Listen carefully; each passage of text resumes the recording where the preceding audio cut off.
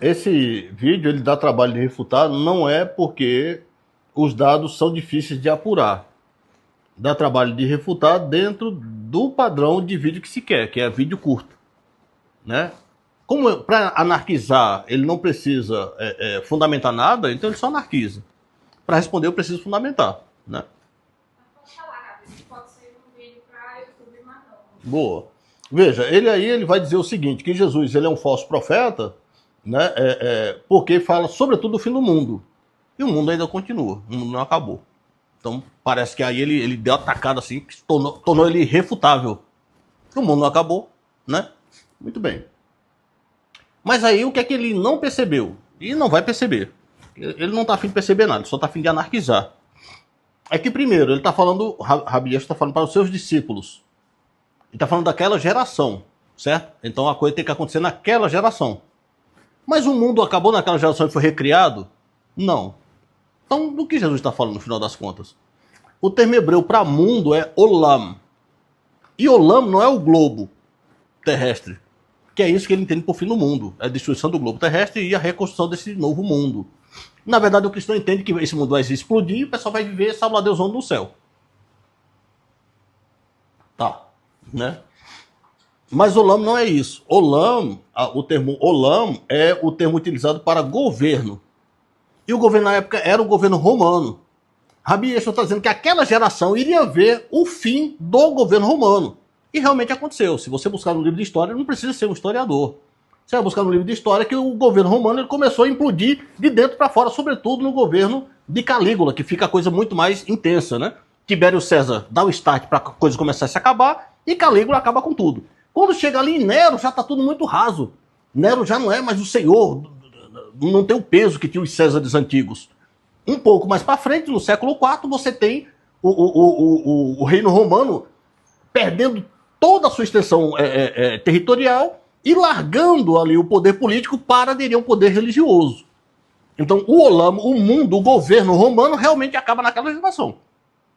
E os sinais que vão parar essa fala de Jesus, que é a queda do templo que ele citou, realmente caiu no ano 70, né? O sol e a lua não dando sua luz, trata-se do eclipse, que aconteceu. Você vai lá em Flávio José, isso aconteceu. O sol e a lua, do ponto de vista do observador, porque aí esse animal quer que Jesus esteja falando para cientistas modernos, que entendem que não é o sol que gira em torno da Terra, mas a Terra que gira em torno do sol. Do ponto de vista do observador, não é essa a impressão que se tem. E Jesus não está falando para cientistas, está falando para gente que está olhando aqui do chão para o céu. É essa a impressão que ele está tendo. Então ele está usando uma linguagem, de novo, que o pessoal possa alcançar. Como, por exemplo, a gente vai ver lá quando Josué estende a mão e para o sol. Né? E a gente sabe cientificamente que não foi esse milagre, quando aconteceu, não foi o sol que parou, mas a terra que parou. Né? A terra está em torno do sol e em torno de si mesma. Quando o milagre aconteceu, ela fez rum, parou aqui e só ficou girando em torno do sol, a mesma face voltada para o sol. Dando a impressão para quem está olhando que o sol está parado. Mas do ponto de vista do observador, que não tinha tecnologia moderna para saber que é a Terra que gira em torno do Sol, foi o Sol que parou. Então, como é que a Lua e o Sol não dão sua luz? Quando ocorre o eclipse. Isso ocorre até hoje, é uma coisa fácil de você ver. Né? Tanto é que um eclipse total, de dia escurece. O dia escurece totalmente. Então o eclipse aconteceu, o tempo foi destruído, o terremoto realmente aconteceu e o governo romano ruiu. Tudo isso aconteceu e a geração viu. Né? É que ele não vai aceitar esses termos, porque ele está pensando da maneira cristã, porque ele que se diz ateu, ele é um cristão revoltado. O que é o ateu moderno? É o cristão revoltado, é um cristão às avessas.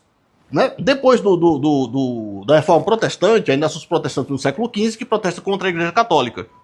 No meio do caminho tem os sacanas protestantes, que revoltam gente inteligente, não é o caso dele, mas tem gente inteligente.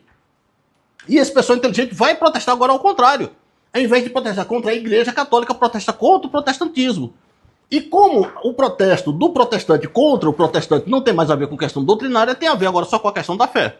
Você diz que acredita e eu digo que você está errado em acreditar. Aí é onde nasce o ateu moderno. Então o ateu moderno nada mais é do que um cristão frustrado e ele só tem a mentalidade cristã na cabeça, não tem outra coisa. Ele não consegue, por exemplo, protestar contra a crença hindu. Ele não sabe como funciona a crença hindu. Ele não tem como protestar contra as religiões de terreiro. Ele não entende isso. Ele entende apenas a doutrina cristã e, portanto, é contra essa doutrina que ele protesta. E ele está vendo as coisas da maneira que o cristão vê. Né? A maneira judaica de ver é simplesmente o ponto de vista do observador pisando no chão e olhando para o céu, o homem simples, o homem da roça, o homem do campo. Ele não vai compreender se você trouxer para ele dados científicos, não vai compreender. Mas se você disser, olha, o sol perderá a sua luz e a lua não dará também mais sua luz, o eclipse, e ele vai dizer, eita, poxa, foi isso que foi dito, né? Olha aí, como o João diz lá na frente, né?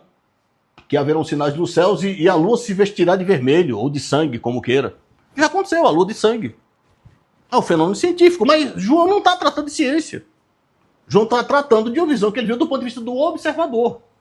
Né? O terremoto é literal, realmente teve terremoto.